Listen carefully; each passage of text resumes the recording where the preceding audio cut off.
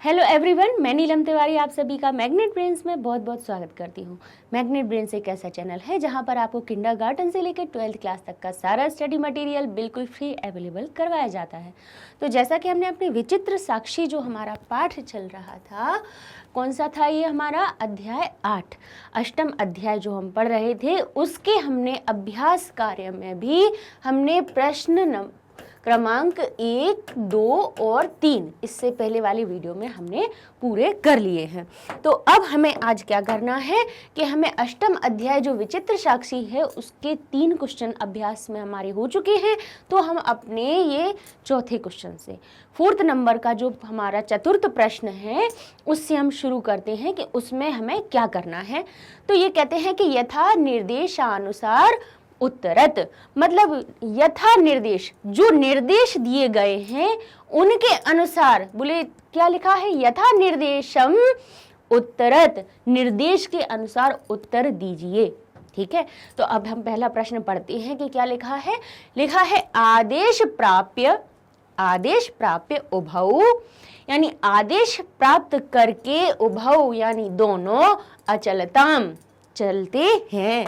आपने पाठ को हमने बहुत अच्छे से आपको पढ़ाया था कि हमने क्या बताया था कि वहाँ पर जो न्यायाधीश होते हैं और उस दोनों क्या करते हैं, न्यायाधीश के पास पे कौन कौन, एक जो चोर था और एक उसमें से सिपाही था, वो उन दोनों की बात हो रही है। तो यहाँ पर ये जो उभौ शब्द है ये किसके लिए प्रयोग हुआ है, उन दोनों के लिए। उभौ शब्द का अर्थ क्या होता है, वे दोनों। ठीक है, तो आदेश प्राप्य, आदेश को प्राप्त करके, उभौ यानी दोनों, वे दोनों अचलताम यानी चलते हैं, चलती है। ठीक है, तो अब इसमें हमें करना क्या है। अब यहां से ये प्रश्न शुरू होता है, क्या कह रहे हैं वो कि अत्र यानी यहां पर, किम यानी क्या, कर्तृपदम, कर्तृपदम कौन है, यानी कर्ता का पद इसमें कौन सा है। इनमें आदेश इसमें करता है, प्राप्य इसमें करता है, उभौ इसमें करता है, या अचलताम इसमें करता है। अब ये जो कर्तृ शब्द लिखा हुआ है, कर्तृ शब्द का अर्थ क्या होता है, कर्ता। और कर्ता कौन होता है, जो क्रिया को काम, जो किसी भी जो काम को करता है वो करता है। ये हमने आपको बहुत अच्छे से समझाया कि किसी काम को करने वाला जो इंसान होता है, जिसके द्वारा कोई काम किया जाता है, वो कर्ता होता है। तो यहाँ पर इन्होंने पूछा है कि आप बताइए कि अत्र, कहाँ से, यहाँ से देखिए ये जो कॉमा स्टार्ट हो रहे हैं, इन्वर्टेड कॉमा, इसमें ये पूछा है कि इस इतनी सी छोटी सी लाइन में बता दीजिए कि अत्र यानी यहाँ, किम क्या, कर्तृपदम कर्ता पद कौन सा है। अब आपको अभी हमने जैसे कि समझाया कि यहाँ पे आदेश, आदेश क्या होता है, आज्ञा होती है, किसी के द्वारा दिया गया काम होता है। प्राप्य यानी प्राप्त करके, ये भी एक क्रिया है। उभौ यानी वे दोनों, अचलताम यानी चलते हैं। अब चलना इसमें क्रिया हो गई, प्राप्त करना इसमें क्रिया हो गई, आदेश क्या हो गया, आदेश क्या हो गया, एक भाव हो गया। लेकिन उभौ यानी वे दोनों जो है शब्द, वो किसके लिए हो रहा है, कर्ता, क्योंकि चल कौन रहे हैं, बोले वे दोनों। आदेश किसने प्राप्त किया, बोले उभौ। तो जो उभौ शब्द है यानी वे दोनों, ये हमारा हो गया कर्तृपद। ठीक है, तो इसी प्रकार से देखिए पैटर्न भी हमारा ऐसा ही हो चुका है, जैसे कि हम उसमें करवाते भी जाते हैं कि आपको कोई भी 2-3 ऐसे आपका जो गद्यांश होगा उसकी कोई भी पंक्तियां 3-4 उठा के लिख देंगे और उसमें से फिर बीच में पूछ सकते हैं कि एक इस, जैसे ये लाइन दे दी और उन्होंने अंडरलाइन कर दिया और कह देंगे कि अत्र कर्तृपदम किम, इसमें बताइए कि कर्ता पद कौन सा है। तो आप क्या बताएंगे कि यहाँ पे उभौ जो शब्द है यहाँ पर हमारा ये कर्ता है। इसी के साथ साथ एक और चीज हम आपको बता देते हैं कि अगर यहाँ पर लिखा होता हमारा क्रिया, यहाँ लिखा होता अत्र किम क्रियापदम, यहाँ पर क्रियापद कौन सी है, तो बोले चल जो धातु है, क्रिया है। अचलताम जो शब्द है वो क्रियापद को हमारा इंगित कर रहा है। ठीक है, तो यहाँ पर हम क्या लिख देते, अगर क्रिया पूछते तो हम क्या देते यहाँ पे अचलताम। ठीक है, ऐसे कर्ता और क्रिया पूछ लिए जाते हैं। तो ये अपना इसी प्रकार का यहाँ पे प्रश्न है। अब कह रहे हैं कि एतेन आरक्षिणा अध्वनि यद उक्तम तत् वर्णयामि, एतेन इस प्रकार आरक्षिण जो सिपाही था, अध्वनि यानी रास्ते में, यद उक्तम ऐसा कहता है, यत उक्तम, यद उक्तम किससे मिलकर बना है, यत उक्तम ऐसा कहते हुए, तत् वर्णयामि ऐसा कहते कहते वर्णन करता है। अब यहाँ पे प्रश्न क्या पूछ रहे हैं कि अत्र यहाँ पर मार्गे, मार्ग से, मार्ग समझ में आता है रास्ता, मार्ग किसको कहते हैं, रास्ता को। तो कह रहे हैं अत्र यानी यहाँ, मार्गे मार्ग में, इत्यर्थे इति अर्थे इस अर्थ को, किम पदम किस पद में प्रयुक्त किया गया है। अब उन्होंने क्या पूछ लिया कि ये इतनी ये जो लाइन है इसमें बताइए कि अत्र यानी यहाँ पर मार्गे, मार्ग शब्द का अर्थ बताने वाला किम पदम प्रयुक्तम कौन सा पद प्रयुक्त किया गया है जो मार्ग शब्द को बता रहा है। तो हमने अभी जो आपको बताया था कि अध्वनि, अध्वनि जो शब्द होता है वो किसका पर्याय होता है, हमारे मार्ग शब्द का, हमारे रास्ते का। ठीक है, तो मार्ग हुआ, अध्वनि हुआ, ये हमारे रास्ता हुआ, ये क्या हो गए, हमारे मार्ग शब्द के हमारा क्या हो गए, पर्याय हो गए। तो यहाँ पर उन्होंने यही पूछ लिया कि उस लाइन में बताइए कि अत्र यानी यहाँ पर मार्ग इत्यर्थम यानी मार्ग का अर्थ बताने वाला किम पदम प्रयुक्तम कौन सा पद प्रयुक्त हुआ है। तो आप बताएंगे अध्वनि। ठीक है, तो अध्वनि शब्द उसका सही उत्तर हो जाएगा। अब देखते हैं हम लिखा है करुणा परो ग्रही, करुणा परो करुणा युक्त, करुणा से युक्त, ग्रही यानी जो गृहस्थ आदमी था, तस्मै उसको, आश्रयम यानी आश्रय, प्रयाच्छत देता है, किसको आश्रय देता है। क्या कहा फिर से उन्होंने, फिर से पहले जो लाइन होती है उसको आप ध्यान से समझिए, फिर उसके बाद अपने आप से जो आप प्रश्न पूछा जाएगा तो आप समझ जाएंगे कि इसमें हमें कहाँ से कौन सा अर्थ आएगा। अर्थ लगाना पहले सबसे जरूर। करुणा परो यानी करुणा से युक्त, ग्रही जो ग्रही गृहस्थ आदमी, आपको कथा याद होगी, इसको हमने जो पाठ पढ़ाया था वो याद होगा आपको कि उसमें हमने क्या बताया था कि जो निर्धन आदमी होता है, जिसके पास पैसे नहीं होते हैं, अपने पुत्र के पास जा रहा होता है लेकिन उसके पास बस से जाने के पैसे नहीं होते हैं, तो वो पैदल चलने लगता है और रास्ते में चलते चलते क्या हो जाती है, उसको शाम हो जाती है, रात होने लगती है, तो वो कहेगा निर्जन स्थान से नहीं जाना चाहिए, तो वो पास के किसी गाँव में पहुँचता है और वहाँ पर किसी आदमी के यहाँ पर कोई गृही यानी गृह में रहने वाला आदमी किसी आदमी के घर जाएगा और वो करुणा करके यानी उसके अंदर क्या, करुणा का भाव, करुणा का अर्थ क्या होता है, दया, है ना। कोई आदमी बेचारा निर्धन जा रहा है और वो किसी से सहायता मांगता है, तो हम भी उस पर दया की भावना से उसकी सहायता कर देते हैं, तो ये शब्द करुणा के लिए होता है। तो वही कह रहे हैं कि करुणा परोग्रही, करुणा से युक्त जो ग्रही था, गृहस्थ आदमी था, तस्मै आश्रयम प्रयाच्छत मतलब उसको, उसके लिए आश्रयम प्रयाच्छत। देखिए वहां यहाँ पे जो तस्मै शब्द है वो किसके लिए प्रयोग हो गया, किसके लिए, अब यही तो प्रश्न आने वाला है। तस्मै उसके लिए आश्रय देता है। यच्छत शब्द आया है, देने की क्रिया आती है, तो जो यहाँ पर को शब्द का अर्थ यानी द्वितीय विभक्ति यहाँ पे आना चाहिए थी, तम आना चाहिए था, लेकिन यहाँ पे तस्मै शब्द का प्रयोग हुआ। अब कैसे हुआ अब आपको बताते हैं। अब यहाँ कह रहे हैं अत्र यानी यहाँ पर तस्मै जो शब्द है उसके लिए, तस्मै शब्द का क्या अर्थ होता है, उसके लिए। इति सर्वनाम पदम कस्मै प्रयुक्तम, तस्मै जो सर्वनाम पद है, कस्मै यानी किसके लिए प्रयुक्त हुआ है, अब इसमें बताना है। अब देखिए ये आप प्रश्न तब हल कर सकते हैं जब पाठ पढ़ाया गया तब आपने उसको ध्यान से पढ़ा हुआ। आपको ध्यान होगा कि हर कोई टीचर जो भी होते हैं पढ़ाने वाले, वो ये कहते हैं कि बुक रीडिंग जरूर करो।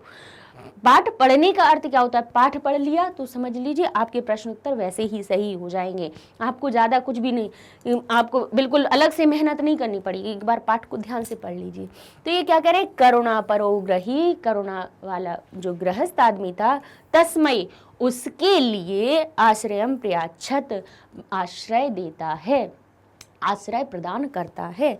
यहाँ पर अत्र तस्मै इति, तस्मै जो है उस सर्वनाम पद में कस्मय प्रयुक्त, वो सर्वनाम पद कस्मय किसके लिए प्रयोग हुआ है, तो कौन किसको देता है, गृहस्थ आदमी किसको आश्रय देता है। तो अगर आपने पढ़ा होगा तो आप बता देंगे कि वो निर्धन जनाय, निर्धन जन के लिए, निर्धन जन को ही तो आश्रय देता है।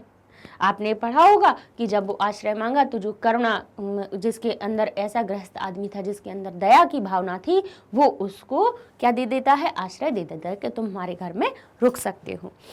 तो यहाँ पर जो तस्मै शब्द है किसके लिए प्रयोग हुआ है, बोले निर्धन जनाय, निर्धन जन के लिए, जो गरीब आदमी था उसके लिए प्रयोग किया गया।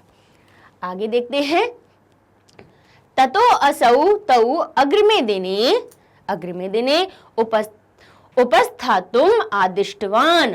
अब अस्मि वाक्य किम क्रियापदम, अब कहते हैं ततो असौ, उन दोनों को, तौ अग्रिमे दिने, वे दोनों, अग्रिमे दिने अगले दिन, क्या उपस्थातुम उपस्थित होने के लिए, आदिष्टवान आदेश दिया। तत् असौ, उसके बाद उन दोनों को, असौ यानी उन दोनों को, तौ अग्रिमे दिने उन दोनों को अगले दिन क्या कह रहे हैं, बोले उपस्थातुम उपस्थित होने के लिए, आदिष्टवान आदेश दिया गया। किसने दिया था ये, किसने, न्यायाधीश ने। न्यायाधीश के कौन थे, बंकिम चंद्र चटर्जी, है ना, उनको, उनका नाम कहीं कहीं पे लिखा जाता है बंकिम चंद्र चट्टोपाध्याय, ये भी लिखा जाता है, कहीं कहीं पे बंकिम चंद्र चटर्जी भी लिखा हुआ है। ठीक है, तो अब यहाँ पर क्या हुआ, पहले दिन तो क्या हुआ, दोनों की उन्होंने अलग अलग दोनों की बात सुनी और वो समझ भी गए कि इनमें से कौन सा चोर है और कौन सही बोल रहा है और कौन गलत बोल रहा है, ये उन्होंने समझ लिया था। लेकिन फिर भी उन्होंने उन दोनों को दूसरे दिन आने के लिए आदेश दिया। अब यहाँ पर कह रहे हैं कि इस लाइन में, इस पंक्ति में, अस्मिन वाक्य, इस वाक्य में, किम क्रियापदम, क्रियापद कौन सा है, कार्य कौन सा हो रहा है, तो बोले आदिष्टवान, उपस्थित होने का आदेश दिया। क्या दिया, बोले आदिष्टवान, आदेश देना उनकी क्रिया हो गई। क्रिया क्या हुई, इसमें काम कौन सा हुआ, बोले उपस्थित होने की, आने का आदेश दिया। मुख्य क्रिया, हम सहायक क्रिया नहीं देते हैं। अब यहाँ पर आप कहोगे कि उपस्थित होना भी तो एक क्रिया है, कहीं पर जाकर उपस्थित हो गए तो वो भी एक क्रिया हो गई कि हम पहुंच गए, वहां पर पहुंचना क्रिया हो जाती है। लेकिन यहाँ पे हमें क्रियापद कौन सी देखनी है, हमें यहाँ पर मुख्य क्रिया देखनी है। तो वो क्या कह रहे हैं, अगले दिन उपस्थित होने का आदेश दिया, तो जो आदिष्टवान शब्द है इसका क्रियापद हो जाएगा। तो यहाँ पर हम इसको सही करते हैं। ठीक है, अब क्या कह रहे हैं, अगला प्रश्न देख लेते हैं कि दुष्कारण्यापि कर्माणि मति वैभवशालिनः। क्या कह रहे हैं कि दुष्कारण्यापि, ठीक है, कि दुष यानी होता है मुश्किल से होने वाला।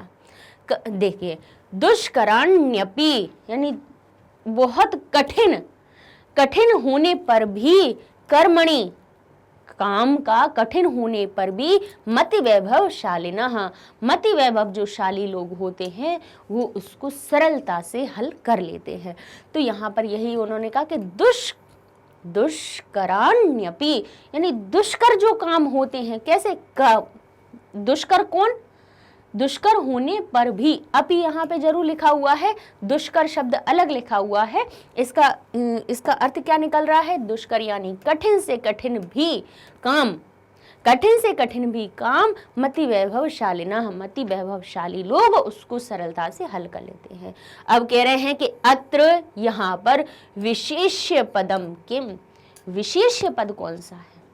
अब आप ध्यान करेंगे कि अब विशेष्य और विशेषण, जैसा कि हमने आपको समझाया है कि विशेषण क्या होता है और विशेष्य क्या होते हैं, तो आपको याद रखने की बात है, बहुत साधारण सी चीज हमने आपको बताई थी। ये विशेषण और एक होता है विशेष्य। अब इनमें अंतर क्या होता है कि ये होती है विशेषता और ये होता है जिस शब्द की विशेषता बताई जा रही है। जैसे कि ध्यान, एक बार हमेशा के लिए एक उदाहरण याद रख लीजिए कि श्वेत अश्व, कृष्ण वस्त्र, ये दो चीजें याद रख लीजिए कि श्वेत अश्व, घोड़ा कैसा है, सफेद है, तो विशेषता उसकी हो गई श्वेत। और ये कौन हो गया, अश्व, अश्व कौन हो गया, उसका विशेष हो गया। वस्त्र कौन हो गया, वस्त्र की विशेषता बताई जा रही है कि कृष्ण वस्त्र, काला वस्त्र है, वस्त्र उसका विशेष हो गया। भाई विशेषता कोई चीज होगी तभी तो उसकी विशेषता बताई जा रही है। तो एक बात और इसको हम समझने के तौर पे ऐसे ध्यान करते हैं कि विशेष किसको कहा जाता है, ये संज्ञा को कहा जाता है। भाई जिसकी विशेषता संज्ञा होगा या सर्वनाम होगा उसी की तो विशेषता बताई जाएगी। तो विशेष किसको कहा जाता है, जिसकी हम विशेषता बताते हैं कि मोटा लड़का, ठीक है, बड़ा आदमी, लंबा आदमी, ठीक है, छोटा, बड़ा, सुंदर, कुरूप, बुद्धिमान, बुद्धिहीन, ठीक है। तो ये जो विशेषताएं बताई जा रही थी उनको विशेषण कहा जाता है, और जिसकी विशेषता बताई जा रही है वो हमारा विशेष हो गया। श्वेत अश्व, तो श्वेत विशेषण, अश्व विशेष, ठीक है। तो इसमें भी यहाँ पर यही पूछा गया है कि बताइए कि इस शब्द में किस चीज की विशेषता बताई गई है। अब यहाँ पे क्या कहा था कि मति वैभवशालिना, मति वैभवशाली जो लोग होते हैं वो क्या करते हैं, वो इसको सरलता से कर लेते हैं। तो अब इसमें विशेषण विशेष कौन सा है, तो दुष्करण्या अपि, को जो दुष्कर कार्य होते हैं, दुष्कर होने पर भी कर्माणि, कर्म, अब कैसा काम कहा उन्होंने, बोले दुष्कर कर्मणि, यानी कठिन जो काम होता है। अब कठिनता क्या हो गई, उसकी विशेषता हो गई, लेकिन विशेष कौन हुआ, कर्मणि यानी काम, कठिन काम, सरल पाठ, तो सरल शब्द उसका विशेषण हुआ, लेकिन पाठ जो होगा वो उसका विशेष हो जाएगा। तो ऐसे ही दुष्कराण्यपि यानी कठिन से कठिन, कर्मणि काम भी, अपि का अर्थ हम बाद में लगाएंगे, ठीक है, जब हम अर्थ करते हैं तो अपि जो भी अव्यय शब्द होते हैं उनका हम फिर अलग उनको करके उनका अर्थ निकालते हैं। तो ये दुष्कर शब्द का विशेष कौन हो गया, कर्मणि, कर्माणि हमने लिख दिया, ठीक है। तो ये इस तरह से ये हमारा चौथा क्वेश्चन पूरा हो गया। अब हम आते हैं किस पर, संधि और संधि विच्छेद। जैसा कि हम तो हर पाठ में आपको हर पैराग्राफ के साथ भी करवाते गए हुए हैं, फिर भी जो हमारे उसमें आपकी पाठ्य पुस्तक में दिए हुए हैं उसको भी देख लेते हैं कि निशा अंधकारे, तो निशा और अंधकारे शब्द हमने उसमें अलग कर दिया। अभी आगतम, ई और आ का मेल हो रहा है। अब चल इनका प्रकार भी बताते जाते हैं। निशा अंधकारे, देखिए आ और आ का मेल हो रहा है, कौन सी संधि बनी इसमें, दीर्घ संधि बनी, दीर्घ स्वर संधि बनी, ठीक है। अब कहाँ पे, अभी आगतम, तो क्या बन जाएगा हमारा, ई और ई किस में परिवर्तित हो जाती है, या में परिवर्तित हो जाती है, जैसा कि यण संधि का नियम कहता है, ई उ री री क्रमशः य व र ल में परिवर्तित हो जाते हैं। तो ई शब्द हमारा किस में हो जाएगा, या में परिवर्तित हो जाएगा, और उस या में जो य बना हुआ है उसमें हमारा जो आगे वाला स्वर होता है उसकी मात्रा जुड़ जाती है। तो क्या बन गया, अभ्यागतम, ठीक है। अब कहेंगे भोजन अंते, भोजन अंते, भोजनांते, अ और आ का मेल हुआ, दीर्घ संधि इसमें भी बनी। अब यहाँ पे कह रहे हैं चोरो अयम। अब ये जो अवग्रह चिन्ह आपको दिख जाए तो समझ जाइएगा कि यहाँ पर और अवग्रह के साथ में एक पूर्व रूप संधि भी होती है, उसमें भी अवग्रह आता है। लेकिन अब हम कैसे समझेंगे कि इसमें विसर्ग संधि है या फिर पूर्व संधि है। इसमें हम इस तरह से समझ सकते हैं कि ओ की मात्रा जो आई हुई है, ओ की मात्रा किस में आती है, हमारी विसर्ग संधि में ओ की मात्रा होगी और उसमें ये अवग्रह का चिन्ह लगा होगा। तो जब इसका संधि विच्छेद करेंगे तो क्या बनेगा, चोरह अयम, क्या बन जाएगा हमारा, चोरह अयम, ठीक है। ओ की मात्रा हटके हमारा विसर्ग बना और अवग्रह के स्थान पे अ का प्रयोग कर दिया, तो ये हमारा क्या बन जाएगा, संधि विग्रह हो जाएगा।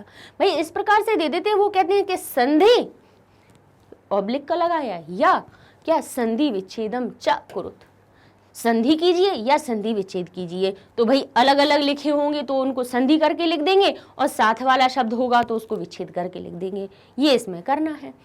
ऐसे ही लिखा है ग्रह अभ्यंतरे, ठीक है। अब देखिए हा में भी आ है और इसमें भी आ है, तो वही दीर्घ संधि हो गई, क्या हो जाएगा, ग्रहाभ्यंतरे, ठीक है। अब आप कहोगे ये अ कहाँ चला गया, यही तो अब उस वाले अ में मिलके ये बड़े आ की मात्रा बन गई, है ना। तो क्या बन गया, ग्रहाभ्यंतरे। ठीक है, लील यैव, ठीक है, लील यैव, ठीक है। अब यहाँ पे लील या जो ऐ की मात्रा है वो किसके कहाँ पर बनती है, बोले यहाँ पे वृद्धि रईची में बनती है। बोले आ के बाद जब ए आ जाता है तो ए की मात्रा कैसी हो जाती है, हमारी ऐ में परिवर्तित हो जाती है, वृद्धि संधि में, है ना। वृद्धि रईची होता है, सूत्र समझाया हुआ है। और अभी भी जैसे कई बच्चों को थोड़ी सी परेशानी हो रही थी, तो अभी हम 9th क्लास का, ये 10th जब हमारा सिलेबस हो जाएगा पूरा, इसके बाद हम 9th क्लास शुरू करेंगे और उसमें भी हम स्वर संधि, 9th क्लास का जो सिलेबस है उसमें स्वर संधि दी हुई है, तो उनको भी हम एक और बार एक्सप्लेन कर देंगे आप लोगों को, फिर से आपको उनके लिए वीडियो बना देंगे। तो 10th वाले बच्चे जो भी स्वर संधि और सीखना चाहते हैं, क्योंकि हमने 10th क्लास के सिलेबस के अकॉर्डिंग हमने आपको व्यंजन और विसर्ग संधि जिसके सारे रूप हमने आपको करवा चुके हैं। अब आपका जो बचा हुआ है, अब 9th क्लास में स्वर संधि आई हुई हैं, तो उनको अब हम 9th क्लास जब शुरू करेंगे उसके बाद वो भी आपको करवा देंगे।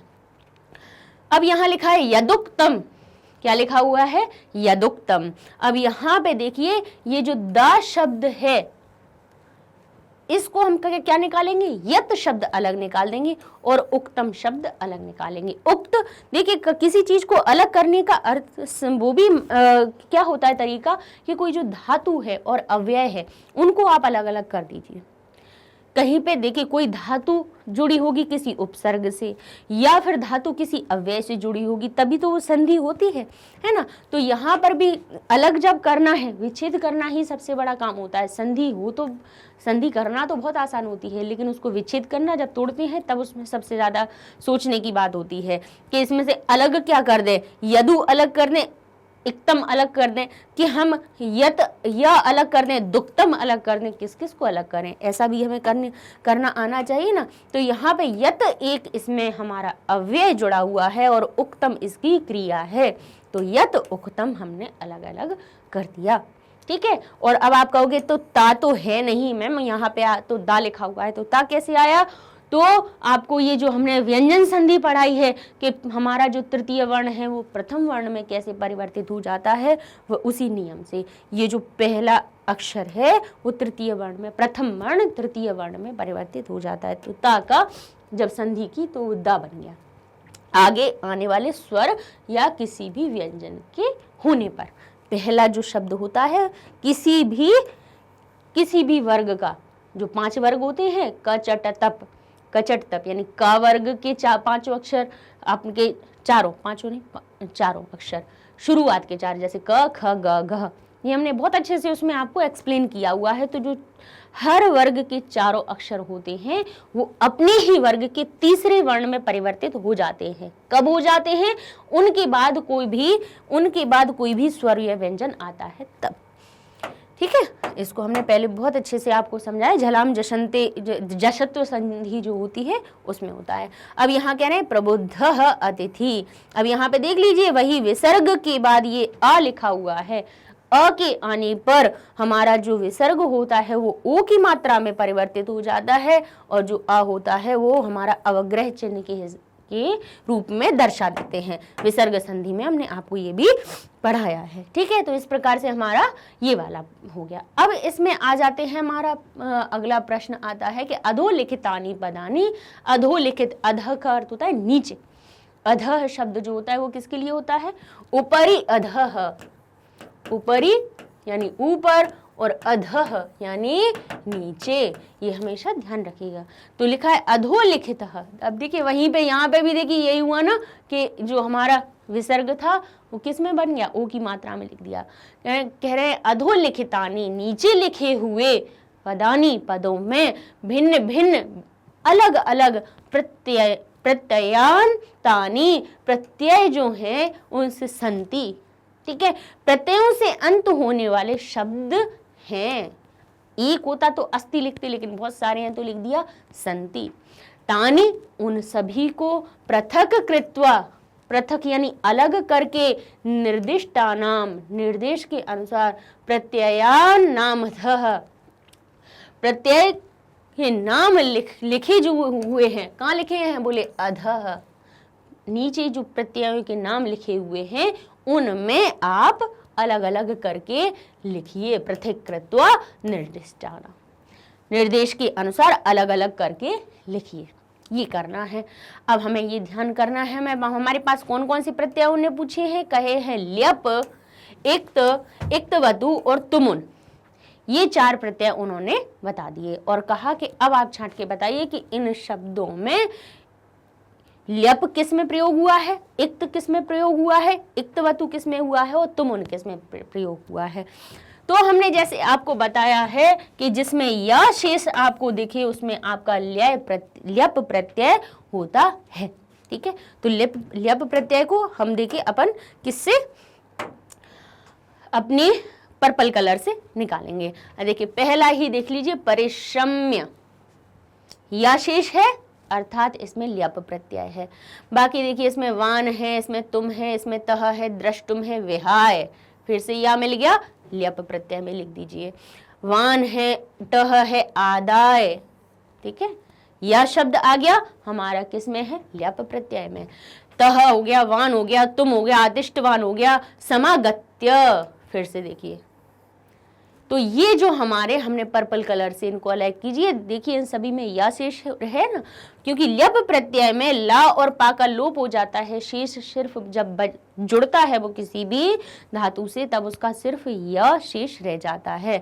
तो परिश्रम्य, विहाय, आदाय और समागत्य, देखिए सभी में या शेष है। तो ये हमने इस प्रकार से इनको निकाल लिया। अब फिर आगे आ जाते हैं, चलिए अब कौन सा आ रहा है हमारे पास, अब कह रहे हैं अब हमारे पास है इक्त प्रत्यय।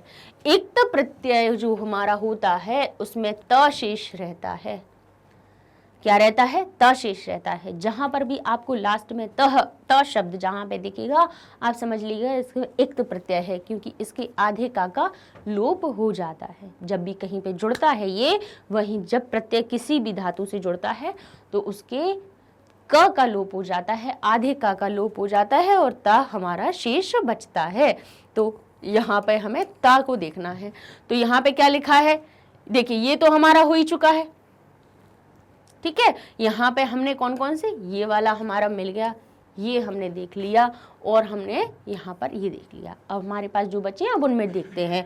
यहाँ पे अंत में देखिए क्या लगा है, वान, यहाँ क्या लिखा है, तुम, यहाँ क्या लिखा है, प्रस्थितः, आ गया। यहाँ पे क्या लिखा है, प्रस्थितः, तो प्रस्थितः शब्द हमारा ये इक्त प्रत्यय का मिल गया, ठीक है। अब यहाँ पे द्रष्टुम, यहाँ पे क्या लिखा है, पृष्ठवान, ये क्या लिखा है, प्रविष्टः। अब आप कहेंगे आपने ता कहा था और यहाँ पे तो टा लिखा हुआ है, तो अब हम ये टा किस में माने, आएगा कि नहीं आएगा।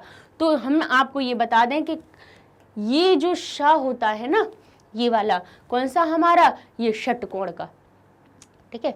षटकोण का जो श होता है उसके योग में जो ता होता है वो किस में परिवर्तित, टा में परिवर्तित हो जाता है, ठीक है।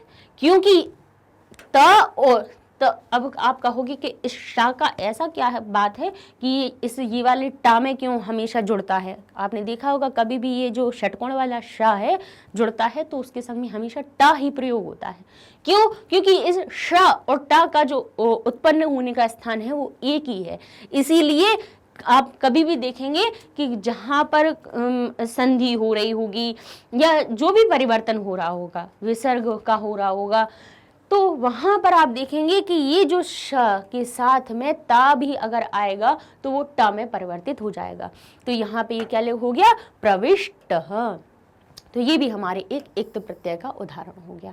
इसके बाद आप देखिए ये लिखा है तुम, क्रोशितुम, तो तह तो है नहीं है, नियुक्तः, हाँ बोलिए ये नियुक्तः शब्द मिल रहा है तो इसको, इसमें ता शेष है, हमारा बन गया। अब इधर के नीतवान, निर्णय तुम, आदिष्टवान, मुदितः, कहा ये मुदितः शब्द भी मिल गया, इसका मिल गया। तो बस चलिए हमने इक्त प्रत्यय के भी अपने ढूंढ लिए। अब इसके बाद तो कुछ है नहीं है, और भी होती तो हम उनमें से भी ढूंढ लेते। अब आता है इक्तवतु प्रत्यय। इक्तवतु प्रत्यय में हमारा वान शेष रहता है। क्या रहता है, इक्तवतु शब्द में हमारा क्या रहता है। वैसे देखिए आप कहोगे कि इक्तवतु में वान कहाँ से बचा, अभी आप ये सोचेंगे कि इक्तवतु प्रत्यय बनना है, उसमें से वान शब्द बना कैसे। तो अब हम आपको बताएं कि इक्तवतु प्रत्यय का लोप हो जाता है और ता का लोप हो जाता है। ये चीज बस ध्यान रखने की चीज है कि वान कैसे बनता है, इक्त में से इक्त का लोप हो जाता है और जो वत शब्द होता है वो हमारा बचता है, और ऊ की मात्रा होती है उसका भी लोप हो जाता है, सिर्फ वत शब्द बचता है। तो वत शब्द जब हमारा कहीं पे जुड़ता है तो क्या बन जाता है, हमारा वत शब्द बन जाता है वान। किसमें लग जाता है, वान। ठीक है, जैसे हमारा गुणवान, ठीक है, पृष्ठवान, नीतवान, ठीक है, आदिष्टवान। तो हमारा जो वत शब्द है वो वान में परिवर्तित हो जाता है। ठीक है, ऐसे हमारा इक्तवतु शब्द में से वत शेष बचा और वत का भी रूप हमारा किस में बना, हमारा वान शब्द में परिवर्तित हुआ।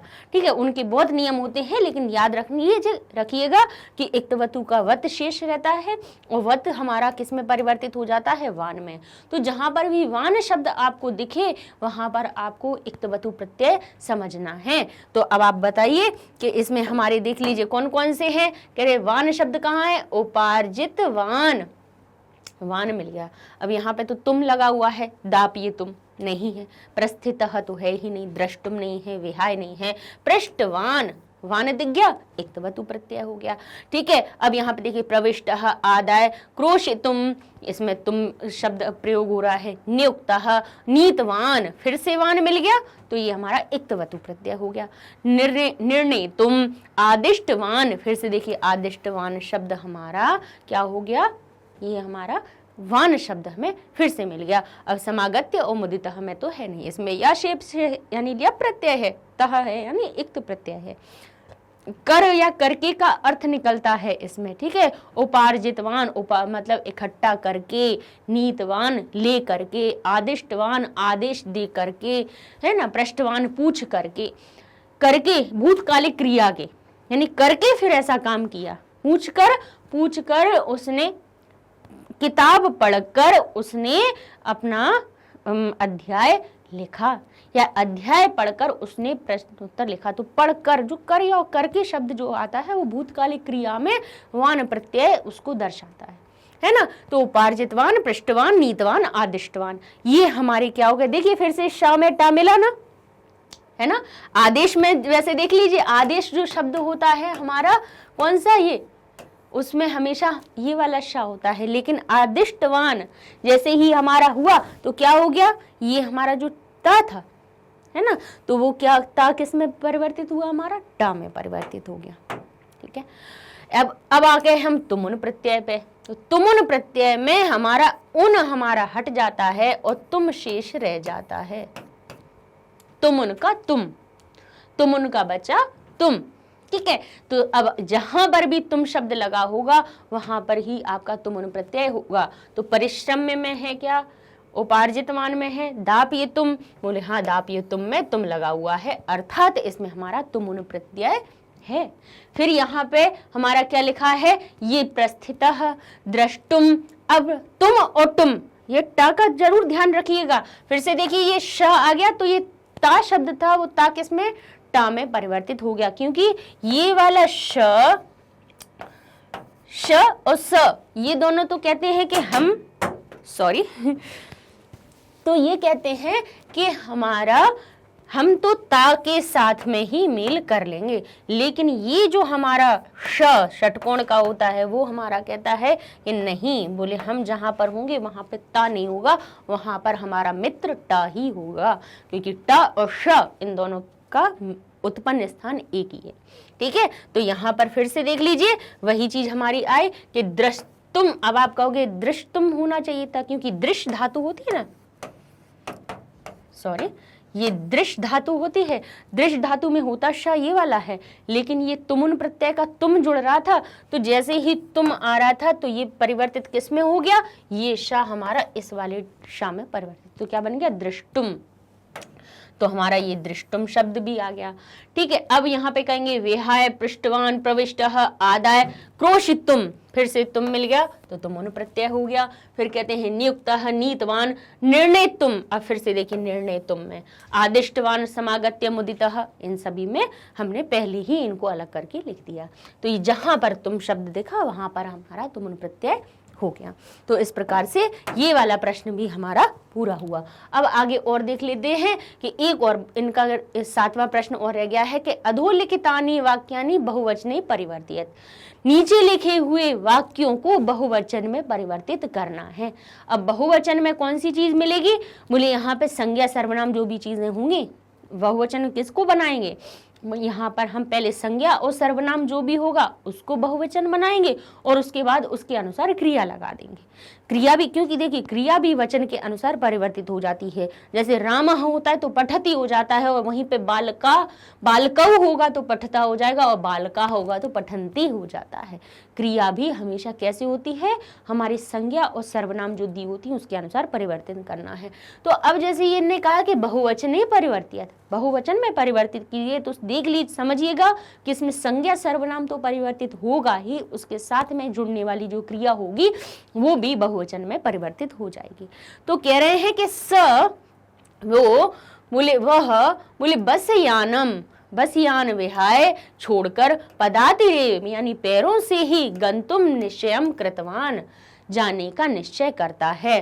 तो यहाँ ये स की जगह सह होगा, शायद मिसप्रिंट, सह यानी वह, बस यानम विहाय बस यान को छोड़कर, पदातिरेव यानी पैरों से ही, गंतुम निश्चय कृतवान जाने का निश्चय करता है।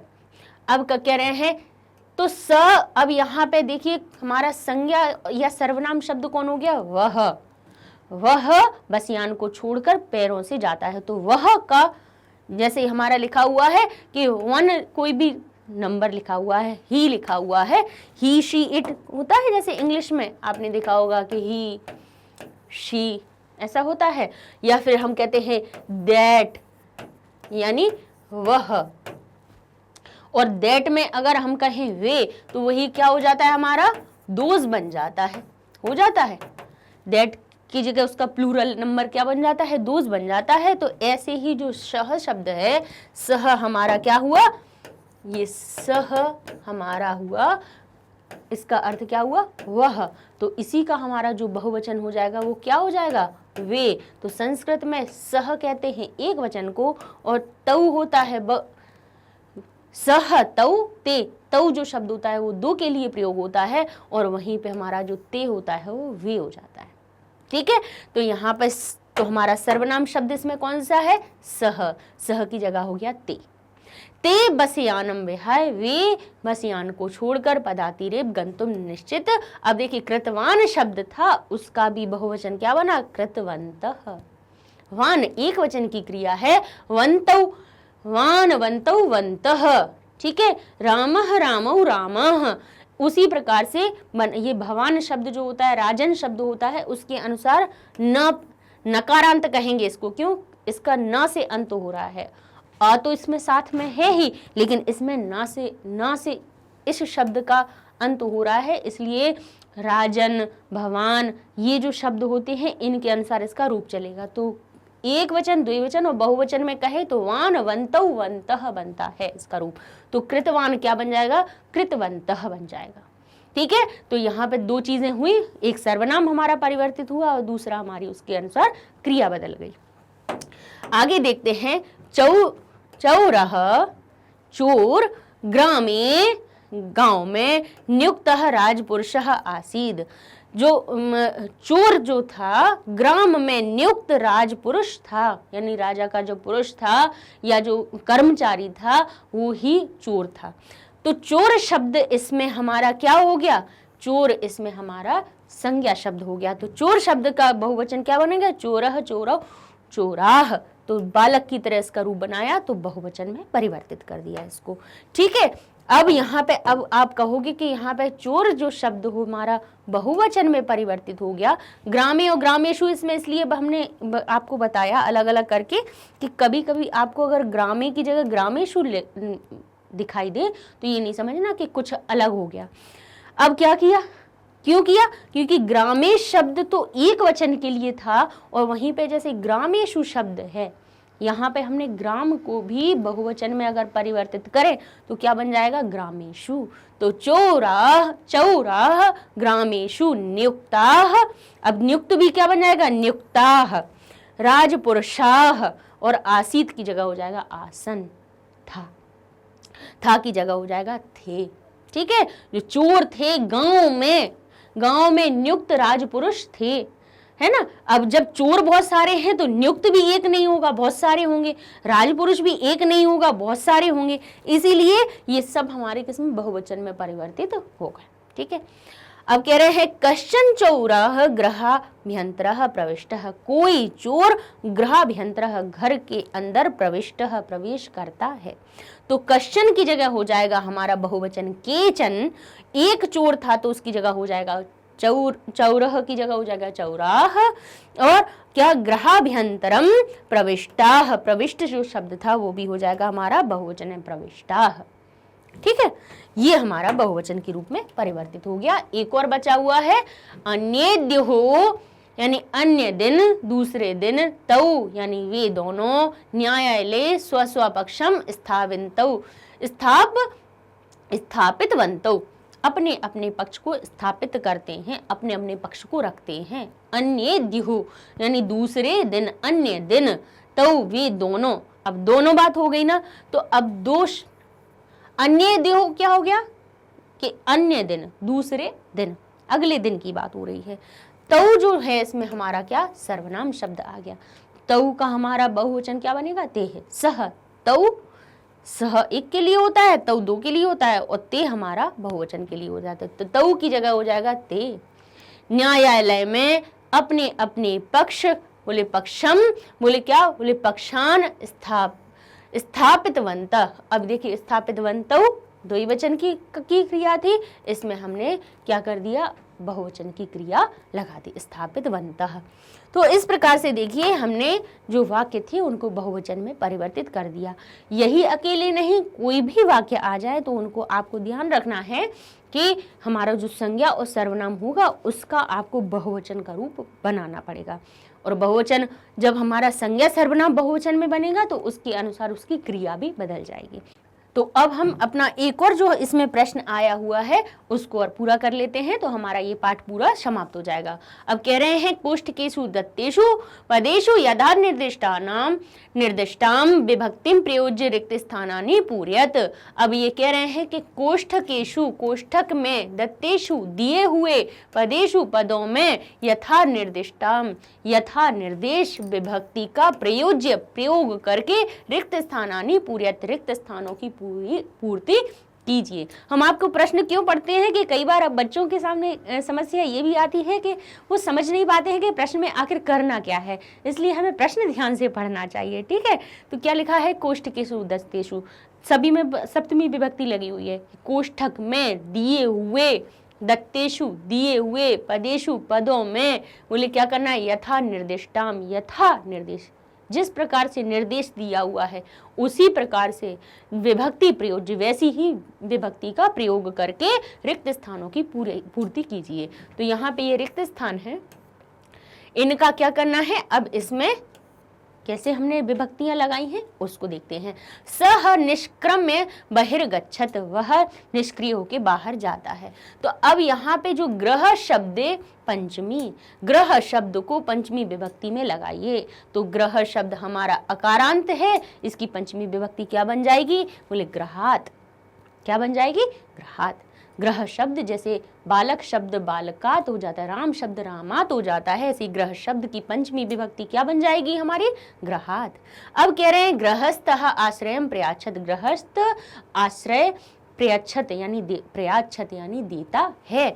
तो यहाँ पे अतिथि शब्दे चतुर्थी, अतिथि इकारांत शब्द है ये, इसमें चतुर्थी विभक्ति में इसका रूप क्या बन जाएगा, अतिथ ये, अतिथ ये हमारा क्या बन जाएगा, इसका चतुर्थी विभक्ति का रूप बन जाएगा।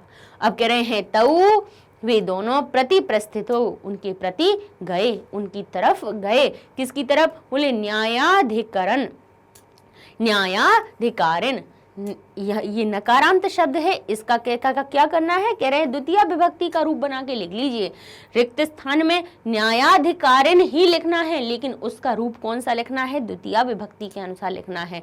तो क्या हो जाएगा, न्यायाधिकारिणम।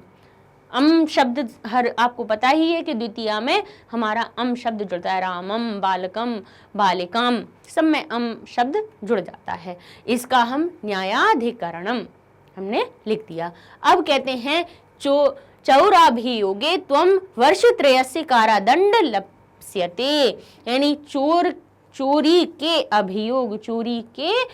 अभियोग में, यानी उसका दोष से तुमको वर्षत्रयस्य 3 वर्ष का कारादंड लप्स्यते तुम्हें मिलेगा, तुम्हें 3 वर्ष का कारावास मिलेगा, 3 वर्ष की तुम्हें सजा मिलेगी।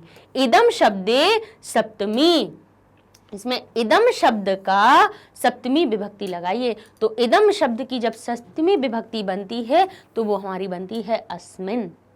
क्या बन जाता है, अस्मिन। ऐसे ही कहते हैं चौरस्य प्रबुद्धः प्रस्थितः, चौरस्य प्रबुद्धः अतिथि, चोर की प्रबुद्ध यानी जगा देते हैं अतिथि को। अतिथि जाग गया, किससे, बोले पाद ध्वनि, पैरों की ध्वनि से, पैरों की आवाज शब्द में तृतीया विभक्ति लगा के आप इसमें लिख दीजिए। तो यहाँ पे पाद ध्वनि इकारांत शब्द है, उसकी तृतीया विभक्ति बनेगी हमारी पाद ध्वनि ना। ठीक है, कविनाम, कविना शब्द बन जाता है, कवि शब्द का कविना बन जाता है, ऐसे ही हमारा पाद ध्वनि बनेगा पाद ध्वनि ना। ठीक है, तो ये हमारी तृतीया विभक्ति हो गई प्रयोग। इस प्रकार से जो शब्द दिए हुए हैं उनमें हमने क्या किया, हमने कुछ भी नहीं किया कि जो हमारी उसमें लिखा था ग्रह शब्द का पंचमी लिख दो, तो हमने ग्रह शब्द का ग्रहात लिख दिया। उन्होंने कहा अतिथि शब्द का चतुर्थी लिख दो, ऐसा मत करिएगा कि अतिथि शब्दे पूरा लिख दो, ये नहीं। जो हमारा अतिथि अलग है, अतिथि को अतिथि का ही केवल चतुर्थी बनाना, न्यायाधिकारिण का है चतुर्थी बनाना। ठीक है, ऐसा नहीं कि ग्रह शब्द लिखा हुआ है तो हम ग्रह शब्द की ही पूरी की पंचमी बना दें, तो ग्रह अकेला जो शब्द है उसका पंचमी बना। ठीक है, तो इस प्रकार से हमारा ये पाठ के हमारा अंतिम जो प्रश्न था ये भी हमारा पूरा हो गया और हमारा विचित्र साक्षी जो पाठ है वो पूरा हुआ। अब हम अपने नेक्स्ट वीडियो में कौन सा शुरू करेंगे। अब आप कहोगे कि 8वीं के बाद 9वां शुरू करना चाहिए, अभी हम 9वां नहीं करेंगे। अब हम कौन सा अपना तीसरा और चौथा पाठ पहले शुरू करेंगे। अब आप कहोगे क्यों, क्योंकि पहले जो हम आपको क्रम पढ़ा रहे थे, हमने आपको कहा था कि हम रिवाइज्ड सिलेबस के अनुसार आपको पढ़ाएंगे, लेकिन अब अपन को पता है कि अब एग्जाम्स नहीं होने हैं, तो अब हम सीक्वेंस में आ जाएं कि हमने पहले पहला पार्ट करवा चुके हैं, दूसरा करवा चुके हैं, तीसरा चौथा छोड़ दिया था क्योंकि वो हमारे CBSE ने छोड़ दिया था बच्चों के लिए। तीसरा चौथा नहीं करवाना था, 10, 11, 12 अंतिम 3 पाठ ही नहीं करवाने थे। लेकिन अब हमें क्या करना है, अब हम अपने वो वाले पाठ भी अपने सीक्वेंस में लगा लेंगे। तो अब हमारा जो नेक्स्ट वीडियो है उसमें हम तीसरा पाठ जो व्यायाम सर्वदा पथ्य है उसको हम शुरू करते हैं। तो मिलते हैं अपने नए पाठ के साथ में, तब तक के लिए धन्यवाद।